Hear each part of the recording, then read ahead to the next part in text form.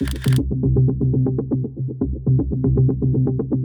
right, this is a brand new jailhouse photo of the San Diego MMA fighter known as War Machine. Local MMA fighter wanted for a vicious attack on his ex-girlfriend is behind bars tonight. Christine Mackinday was born in 1991 and grew up in Edinburgh, Indiana. She seemed to have a life that could be considered typical. She was a cheerleader in high school and worked at a local mall, at a shoe store. She got married to her boyfriend at 18 years old. He worked at a car dealership, but her otherwise unremarkable life was turned upside down when she received an offer to work in nude modeling in Miami. Drawn in by the idea, she said yes, leaving her old life behind. With a unique hairdo and attractive features, she quickly rocketed to stardom as an adult film star, before retiring from adult films due to a personal relationship. But when she would go on to make national headlines in 2014, it wasn't for her work in the porn industry, but for a deeply horrifying and sickening domestic dispute case perpetrated against her by an old boyfriend and MMA fighter, Jonathan Koppenhaver, aka War Machine. How did a relationship that seemed to start with an electric instant connection, according to Mack herself, become something so warped and twisted? That's a question that can only be answered by a look into the life of War Machine. War Machine was born Jonathan Paul Koppenhaver in Los Angeles in 1981. His mother worked as a nurse while his father was a local police officer in the LAPD. John's mother struggled with drug addiction, and as the oldest of 3 children, War Machine was often left with the responsibility of caring for his younger sister and brother. His parents divorced when their children were still young, and his mother would go on to remarry. He did have a close relationship with his father in his younger years, but this would come to a tragic and sudden end. He was a teenager when his father passed away, but he didn't die on the job as a police officer or in his sleep.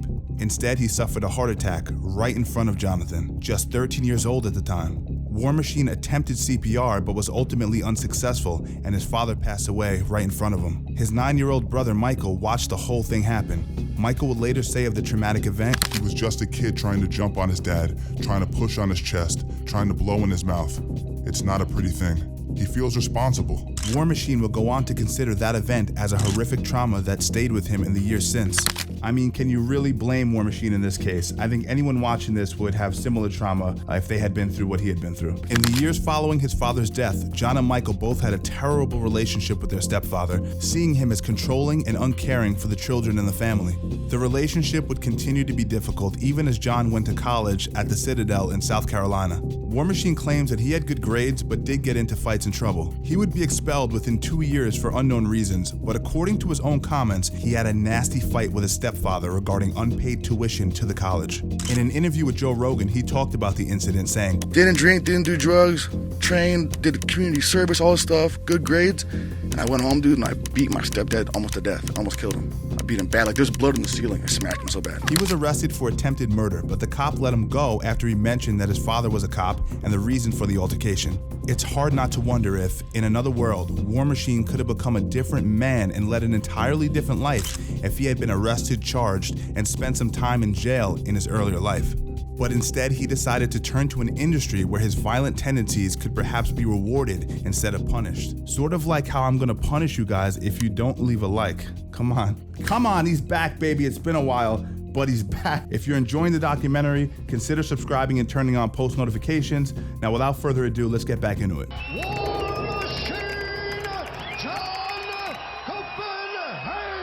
With a 4-1 win-loss record under his belt from the years prior, with every single win coming from a knockout or submission, War Machine appeared on the 6th season of the UFC reality TV series, The Ultimate Fighter. He was brought in as a backup replacement for fighter Roman Matichian when Matichian hurt his elbow and can no longer participate in the series. He had some drama with his teammates over the course of the series, though not much more than what is typical for a reality TV show like this.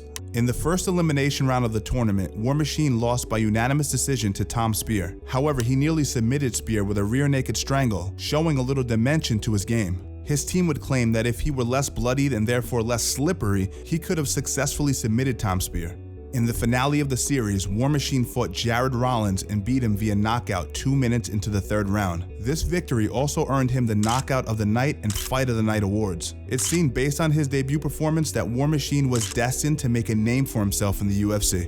Soon after, facing a legal dispute, he legally changed his name from Jonathan Koppenhaver to War Machine to be able to use it as his fighting name. But just before that, in his very next fight against Yoshiyuki Yoshida, War Machine would lose by being choked out in less than a minute. his UFC career would be choked out soon after. It's cold! And The body of former UFC middleweight champion Evan Tanner was found in a camping site in September of 2008. Initially, there was little known about the tragedy. This didn't stop War Machine from rampant speculation via a MySpace post that the death was in fact Self-inflicted. He also claimed that it was a result of Tanner being an underpaid fighter with a dying career who had nowhere else to turn. Eventually, medical examiners made the definitive statement that Tanner's death was not self-inflicted, prompting War Machine to take the post down. In a later interview though, he would say, I still believe in my heart it was whether or not, maybe he didn't shoot himself in the head, but I think he went up there maybe with plans not to come back. I guarantee you he was at the end of his rope. There was no chance for a comeback. He was depressed, guaranteed. It wouldn't be too long before it would start to seem like War Machine was confessing more about himself than Tanner with these comments. He was already in hot water with the UFC because of his comments regarding Evan Tanner, but his actions soon after were the straw that broke the camel's back. War Machine was set to fight Matt Arroyo, a fight that was scrapped for reasons not known to War Machine. Instead, his manager informed him that the UFC wanted him to fight Brandon Wolf, a fighter set to make his UFC debut with the fight. Believing that he had nothing to gain from the fight due to relative newcomer Wolf's lack of fame and fanbase and only his own reputation to lose from a potential loss, War Machine rejected the offer. He attempted to play hardball and negotiate for a better fight with a bigger name with matchmaker and UFC Vice President of Talent Relations, Joe Silva. And by all accounts, Joe Silva is an absolute savage, not the kind of guy you want to play hardball with him. He's since retired, but all the stories I've ever heard of him is that he's a complete hard ass. Instead of offering another fight, Silva brought up his comments on Tanner and lack of support for the UFC and cut War Machine from his contract entirely. The rest of the guys in Bellator, man, I don't got no problem with them. They're all great fighters. After his departure from the UFC, War Machine still had a somewhat erratic fighting career. He signed with Bellator Fighting Championships in 2009, but was cut shortly before the organization's debut. Similar to his release from the UFC, he pinned the contract release on controversial MySpace posts. If only War Machine knew that MySpace would be completely irrelevant in a few years, maybe he would have been less vocal on the platform. For the next 2 years, he would fight in independent promotions, sometimes getting into trouble for actions such as announcing that he would be attending fights on Twitter without informing anyone first. As he continued fighting independently, War Machine also announced a somewhat unexpected side venture in October of 2009. He revealed that he was pursuing a career as an adult film star, revealing that he had already signed with LA Direct Models, a talent agency for porn performers. Why do they always choose porn? Why? The fighting career does this? Porn. Between 2009 and 2010, he appeared in over a dozen pornographic films. His violent streak didn't seem to be quelled fully by his new career venture, however. According to his trainer, Brad Dreyer, War Machine began taking steroids, which had an effect on his personality. According to Dreyer, when he wasn't on it, he was a much nicer person. When he was on it, it was like a Dr. Jekyll and Mr. Hyde kind of thing going on. This oscillating personality is something that many people in his life seem to have experienced. Former porn star Brooke Haven recalled inviting him to her birthday party in 2009. He was kind and helpful at first, but quickly became very drunk and increasingly violent. According to witness reports, including Brooke Haven herself, War Machine slapped Alana Ray, another porn star who was his date at the party. Though Ray herself denied the allegations that she was hit, multiple reports from the party corroborate the story of Ray being slapped. After being confronted, War Machine allegedly went on a bloodthirsty rampage, hitting anyone who came in his way. He was never tried for the case, but would struggle with violent tendencies in his personal life repeatedly. In 2011, War Machine would once again sign with Bellator Fighting Championships and fought in a few fights under the organization while continuing his adult film star career. However, his debut with the organization was initially delayed due to the fact that he was in prison at the time of what was supposed to be his first fight. In 2013, he met Christine Mackinday, known more commonly as Christie Mack, a prominent porn star at the time. They posed together for Hustler magazine, and according to Mack, they fell in love with each other almost instantly. The two began dating in April of 2013. Eventually, War Machine told her he was disgusted by her and unhappy with her porn career until Christy Mack agreed to stop her appearances in adult films a few months into their relationship. In a later statement, Mack describes the relationship with many of the textbook characteristics of a toxic, abusive relationship. She claimed that they argued constantly, arguments that would regularly turn violent. According to a later testimony given by Mack, she was hit at least once a month by War Machine, usually in the face and often strangled. He would also often take her cell phone to prevent her from calling her mother during these violent outbursts. More than once, Mack said that he threatened that he would kill both Mack and her mother if Mack attempted to report the alleged abuse. Mack said, After each incident, things change for the better for a small amount of time, but the cycle never really changes.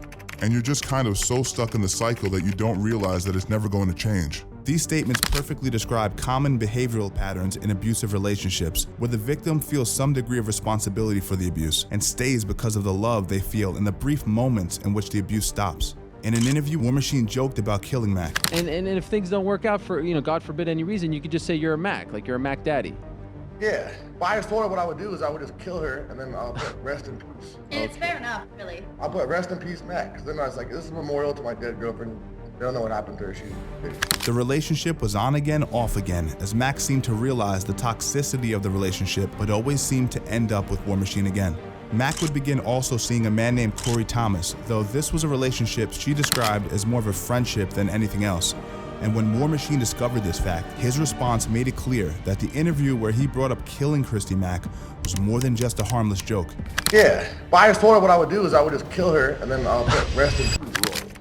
Chief Deputy District Attorney Jacqueline Bluth spoke with the press after the sentence. You see, throughout his career, War Machine had repeated run-ins with the law. He was accused of hitting a man and strangling him unconscious during a parking lot struggle. He managed to avoid a felony charge and was sentenced to 3 years of probation and 30 days of community service. In 2008, he pled guilty to a misdemeanor charge for assault and battery, being sentenced to probation and fined. In 2010, after he had already re-signed with Bellator and was ready for his fight with Carl Amasu, he would be convicted of a felony for assault due to multiple fights at multiple bars in San Diego. Initially, he was sentenced to serve 1 year in prison, but this was extended by another year while he was in jail. However, it was in 2014, after over a year of dating Mack and making his debut in the Bellator Fighting Championships, that he would commit a violent assault far beyond anything in his already checkered past. Christine Mackinday and Corey Thomas came back to her home on August 7, 2014. They ate dinner and watched TV, eventually falling asleep. Around 2 a.m. the next morning, Mack's door was opened. It was War Machine, who used the key to get in. He would later claim that he was on his way to surprise Mack with an engagement ring. He walked into Mack's bedroom and turned on the light, seeing Thomas and Mack in bed together. Immediately, he attacked Corey Thomas. The two struggled in the bedroom and joint bathroom for 10 minutes, with War Machine putting Thomas in repeated strangleholds, asking, "Who are you? What are you doing here?" Eventually, he let Thomas go, warning him to never contact the police about the incident. While witnessing the assault of Corey Thomas, Mackinday called the police. The disturbing audio of the call with the police was later played at the court testimony.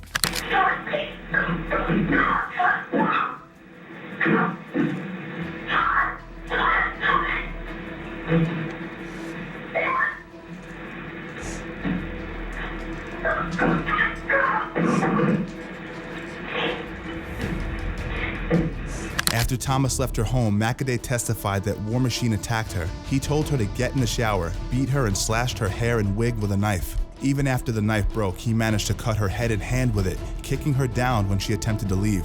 War Machine went through her phone, looking at her follows on Instagram and Twitter, and hitting her if he found something he didn't like. Mackinday testified that when she said she needed to go to the hospital for her severe injuries, War Machine simply replied, "They can't help you." He also attempted to take advantage of her in other ways, but couldn't maintain an erection long enough to do so.